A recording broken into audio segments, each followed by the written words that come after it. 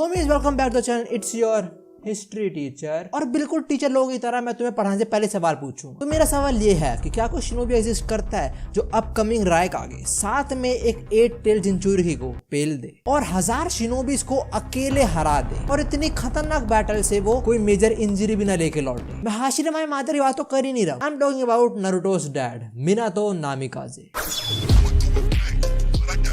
जो 1000 शिनोबीज वाली बात उसकी सच्चाई कुछ और है, आगे बताऊंगा। और क्या तुम बिलीव कर सकते हो ऐसी एक वॉर के अंदर एक शिनोबी जो 72 आवर्स नॉन स्टॉप 10,000 शिनोबीज के अगेंस्ट लड़ा हो। I am talking about the third Raikage. मैंने first great ninja war, second great ninja war दोनों कवर कर दिए हैं और ये है थर्ड ग्रेड निंजा वॉर। और टू बी ऑनेस्ट ये उन दोनों वॉर की वीडियो से बेटर वीडियो होने वाली है। इस वीडियो के स्क्रिप्ट लिखने के लिए मुझे 2.5 आवर लगे हैं, इतनी रिसर्च करी है मैंने इसके लिए। और ये प्रीवियस वॉर की वीडियो से बेटर क्यों है? क्योंकि इस वॉर के बारे में काफी कुछ पता है। मोस्टली इंसिडेंट्स हमने लाइव देखे भी हैं। फर्स्ट सेकंड वॉर के अंदर अंधा तीर मार रहे थे, मतलब कुछ चीजें पता थी, कुछ चीजें अज्यूम कर रहे थे, पर इसके अंदर हमको बहुत कुछ पता है। Minato versus Raikage, Minato versus 1000 shinobis, A versus 10,000 shinobis, Kakashi Rin Obito का मूवमेंट जो हुआ था थर्ड निंजा वॉर के अंदर, सब कुछ बताने वाला हूं मैं तुम्हें। आई नो तुम्हें कुछ लोग भूल चुके होंगे कि रिन का मरने एग्जैक्टली क्या रीजन था, मैं तुम्हें वो भी याद दिलाऊंगा। हाँ, ककाशी ने मारी थी, मारा था। वॉर कैसे स्टार्ट हुई, कौन कौन सी विलेज ने पार्ट लिया, कौन कौन से मेजर इवेंट थे वॉर के अंदर, इस वॉर का वॉर हीरो कौन था और ये वॉर कैसे खत्म हुई। स्टार्ट करते हैं how it started. I know तुम्हारे दिमाग में ये बात चल रही होगी कि साला 2 बार वॉर हो चुकी है, 2 बार प्री सिटी साइन भी हो चुकी है, अब क्यों युद्ध कर रहे हो फिर से? देखो सेकंड वॉर के अंदर मेजरली बड़े बड़े नेशंस ने ज्यादा डैमेज लिया था। सेकंड वॉर के अंदर सुना ये सिस्टम लेके आई थी कि एक टीम के अंदर 3 शिनोबीज होने चाहिए और एक शिनोबीज को मेडिकल की नॉलेज हो। सेकंड वॉर के बाद जो छोटे छोटे नेशन से उन्होंने बड़े बड़े नेशन से अपनी डिपेंडेंसी छोड़ दी। उन्होंने बोला अपन खुद रूल बनाएंगे अपने और खुद जिएंगे खुद से, इसमें कोई दिक्कत नहीं है, पर तुम्हारे पास रिसोर्सेज भी नहीं है, तुम्हारे पास मैन फोर्स है। वो चीज नहीं, वो शायद नारुतो यूनिवर्स में एग्जिस्ट भी नहीं करती। अगर करती होती तो शायद Naruto 4th grade ninja war खत्म हो जाता, हमें बोर्डो नाम की कुछ देखने को नहीं मिलती। बट हाँ, बोर्डो की मांगा is on fire right now. जैसे मैंने तुम्हें बताया छोटे छोटे नेशन ने बड़े से दोस्ती तोड़ दी, बट रिसोर्स ले तो उन पे जाना पड़ेगा, तो अब रिसोर्सेज लेने नहीं छीनने पड़ेंगे। और तुम्हें पता छीना छानी में क्या होती है, युद्ध। तो पहले थोड़े छोटे युद्ध हुए, वो और बड़े और बड़े और बड़े और बड़े, एंड यू हैव सुना this and there you have third great ninja war. अब बात करते हैं कौन कौन से विलेज ने इस वॉर के अंदर पार्टिसिपेट करा। वेल सबने अपने हाथ घी में डाले हैं। जितने भी नेशन तुम इस मैप के ऊपर देख रहे हो सबने युद्ध करा है, इसलिए थर्ड ग्रेड निंजा वॉर काफी बड़े स्केल पे हुआ था। एक इंटरेस्टिंग फैक्ट सुनोगे, सिर्फ वेल ट्रेंड शिनोबीज ही नहीं बट बच्चे भी युद्ध में उतर रहे हैं। देखो सेकंड ग्रेड निंजा वॉर के अंदर भी ऐसा हुआ था, पर उसके अंदर मैंने बस और बस एक लड़का देखा था जो बच्चा था, जो वॉर के अंदर था, जो कि है सुनादे का छोटा भाई नवाकी। तुम्हें पता है वैसे तो भी मैंने निंजा अकेडमी बनाया, चुनिंग एग्जाम बनाया ताकि बच्चे से ट्रेन हो सके, वो केपेबल शिनोबी बन सके, वॉर में ना जाए। मतलब अगर एटलीस्ट नौबत आ जाए उन्हें भेजने की तो एटलीस्ट ट्रेंड हो। एंड वी हैव हिरुजन जिसने 42 ईयर से ज्यादा राज करा है होकागे, और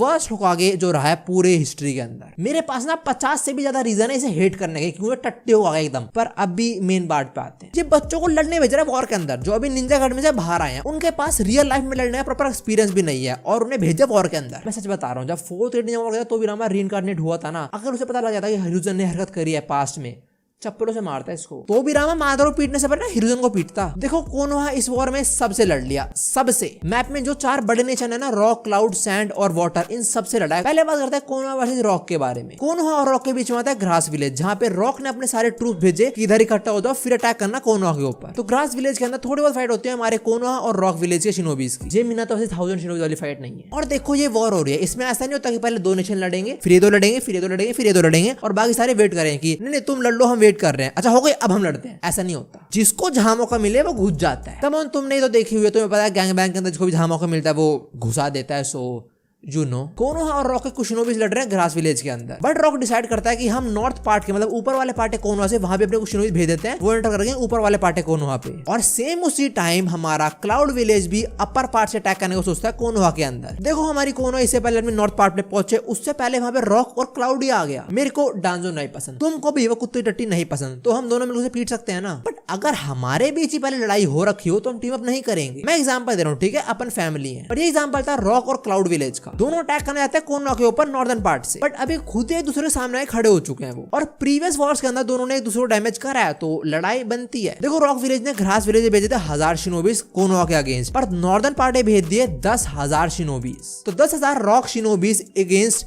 क्लाउड शिनोबीज। क्लाउड में इतनी बड़ी आर्मी थी, उन्होंने काफी डैमेज डील करा और उन्होंने सोचा कि वापस चलते हैं, बट ये वॉर हो रही है मजाक नहीं। अगर क्लाउड विलेज वॉर से पीछे हटेगी तो अगर रॉक विलेज पीछे नहीं करेंगे, उनके विलेज तक नहीं पहुंच जाएंगे वो लोग, तो किसी को तो रोकना पड़ेगा ना इंतजार शिनोबीज को। और यहाँ पे विटनेस करते हैं 10,000 इवागाकुरे शिनोबीज अगेंस्ट थर्ड रैक आगे ए, जो 3 दिन 72 आवर्स तक नॉन स्टॉप लड़ता है, इन 10,000 शिनोबीज की माँ बहन एक कर देता है। वैसे क्लाउड के पास बस ए ही था जो इन 10,000 शिनोबीज अगेंस्ट लड़ पाए, भाई केपेबल था बस। उसके मेरे पास 2 रीजन है। जो किलर बी से पहले A10 जिलचूरी की था, वो जब भी आउट ऑफ कंट्रोल होता था तब ए हमारे थर्ड हो आगे हमारे A10 को पीट के सुलाता था। So yeah he was too strong. Second reason, he was the perfect attack and defence. उसके पास थी एक परफेक्ट शील्ड। उसने मास्टर किया था लाइटनिंग स्टाइल और अपने लिए बनाई थी लाइटनिंग शील्ड, जो उसकी बॉडी को काइंड ऑफ कवर कर लेती है और इसके ऊपर कोई भी निंजुत्सु साथ में कोई भी फिजिकल अटैक वर्क नहीं करता। As I told you, perfect shield. और साथ में इस पर था लाइटनिंग स्पीयर, जिससे ये सीधा ग्रुप ऑफ शिनोबी के अंदर घुस सकता है, ऐसे काट सकता है उनको सीधा। सो या हमारा थर्ड रैंक आगे था एक कंप्लीट वॉर पोटेंशियल, अटैक और डिफेंस दोनों ऑन टॉप। देखो जो इतने हाई क्लास शिनोबी होते हैं ना, इनको हाथ लगाना ही मुश्किल होता है। सो व्हाट आई थिंक ये मरा होगा चाकरा एग्जॉस्शन से, चाकरा पूरा खत्म और डेड। तो इस फाइट के अंदर क्लाउड ने अपना थर्ड रैंक खो दिया, बट रॉक विलेज ने अपने 10,000 शिनोबीज खो दिए। और इसी टाइम कोनोहा एक बहुत इंपॉर्टेंट मिशन पे जाती है, जो कि होता है कनाबी ब्रिज को डिस्ट्रॉय करना। वो ब्रिज है जो रॉक और ग्रास ब्रिज को कनेक्ट करता था, मतलब उसी ब्रिज के थ्रू रॉक अपने सारे शिनोबीज, सारे रिसोर्सेज ग्रास के अंदर भेजे जा रहा था। तो अगर वो डिस्ट्रॉय कर दिया तो ग्रास और रॉक कनेक्शन कट। और तुम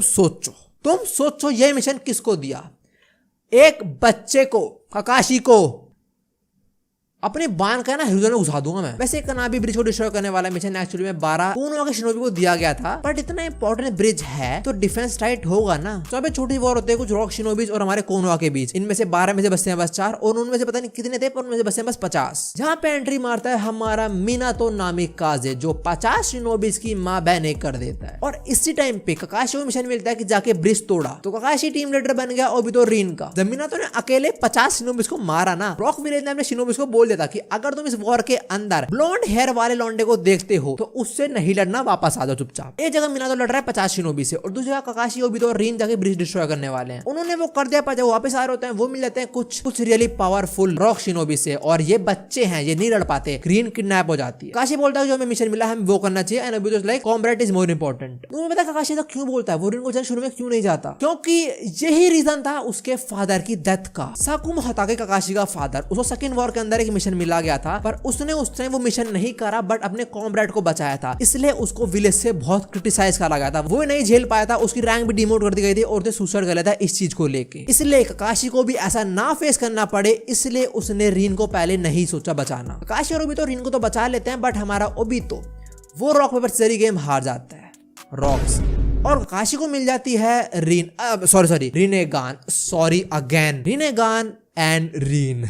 और ककाशी जो इतना फेमस नाम है, ककाशी द कॉपी निंजा, वो इसी वॉर के अंदर पड़ा था। मतलब शारिंगन मिलने के बाद ककाशी ने उसे बहुत जल्दी मास्टर करा और इसी वॉर के अंदर ककाशी ने बहुत सारे लोगों को मारा, अपनी स्किल्स दिखाई, अपनी शारिंगन फ्लेक्स करी, तभी उसका नाम ये पड़ा था कॉपी निंजा ककाशी। कनाबी ब्रिज हो गया था डिस्ट्रॉय, तो मतलब रॉक ग्रास में आ नहीं सकता। एक एनिमी एलिमिनेट हो गए। अब आते हैं क्लाउड विलेज के ऊपर, रैक आगे वाला विलेज। तुमको याद होगा अपकमिंग 4th रैक आगे और किलर बी वर्सेस मिनातो की फाइट हुई थी। यहाँ पे मिनातो 4th रैक को प्रूव कर देता है कि तुम अब भी स्लो हो, घर जाओ, और किलर बी को भी समझा देता है कि तुम्हारे पास एयरटेल जरूर है पर हम तुम्हारे पापा है। मिनातो अकेले एक होकागे लेवल थ्रेड और एक जिंचुरुकी एयरटेल जिंचुरुकी को घर भेज देता है अकेले। उसके पास टीम थी बट स्टिल अकेले। इन दो को मिनातो ने, स्ट्रॉन्गेस्ट 2 लोग हैं क्लाउड के पास, इन दो को मिनातो ने अकेले सोलो कर दिया। तो क्या करेगी क्लाउड लड़के? वापस जाओ घर अपने। रॉक खत्म, क्लाउड खत्म, अब बची लास्ट वाटर। जीते कोनोहा के last enemy. Konoha sand village से भी लड़ा है, पर इतना फाइट नहीं हुआ उसके बीच में, मेजर इनसे ही हुआ। देखो जो वाटर विलेज है उन पे ज्यादा मैन पावर नहीं थी, बट वो लोग दिमाग वाले थे, वो स्मार्ट थे। ये भी रॉक विलेज की तरह किडनैप करते हैं रीन को, पर उसमें 3 टेल घुसा देते हैं,